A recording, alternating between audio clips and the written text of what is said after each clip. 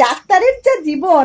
এখন রাত্র বাজে 11টা, এখন আমাকে যেতে হবে হসপিটালে। ওই ইমার্জেন্সি কল আসলে তো যেতেই হবে। গিয়ে দেখি কি ইমার্জেন্সি পেশেন্ট আছে। ম্যাডাম, ম্যাডাম একটু আমার দিকে তাকান ম্যাডাম।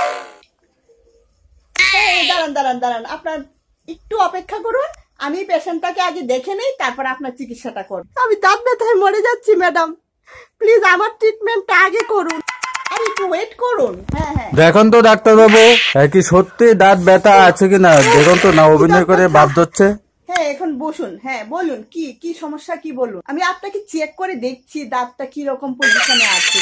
ম্যাডাম একটু শুনুন, আমার কথাটা আগে শুনুন ম্যাডাম। কি শুনবো? একটু কথা আছে আপনার সঙ্গে।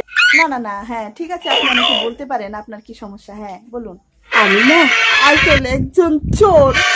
ও রাতে 11টার সময় চুরি করতে গিয়ে ধরা পড়েছে। কি আপনি চোর? ম্যাডাম ভয় পাবেন না, ভয় পাবেন না। ও খিদের জ্বালায় চুরি করেছি, কিন্তু এখন এই দারোগা বেটা আমাকে ধরে এনেছে হাজতে পুরবে। আমি দাঁত ব্যথার একটু করছি। আপনার কোনো দাঁত ব্যথা নেই? ম্যাডাম আপনি পারেন আমাকে বাঁচাতে। না আমি তো মিথ্যে কথা বলতে পারবো না, হাত জোর করে বলছি ম্যাডাম। আচ্ছা আচ্ছা ঠিক আছে ঠিক আছে ম্যাডাম, আমি আপনার পায়ে পড়ছি ম্যাডাম। কার পায়ে ধরতে হবে না? ওকে ওকে ওকে ওকে। আপনার ছোট ভাই হলে কি আপনি আমাকে জেলে যেতে দিতেন? হ্যাঁ ঠিক আছে ঠিক আছে। যা, আজকে তোকে ধরতে পারলাম না, বাহানা করে তুই বেঁচে গেছিস। ওর ভীষণ দাঁত ব্যথা, ওকে ছাড়া যাবে না, আজকে ওকে হসপিটালে এডমিট করতেই হবে। আমি লিখে দিচ্ছি। হ্যাঁ আরেকদিন তোকে ধরতে পারলে একদম ভালো করে চেষ্টা করে দেবো।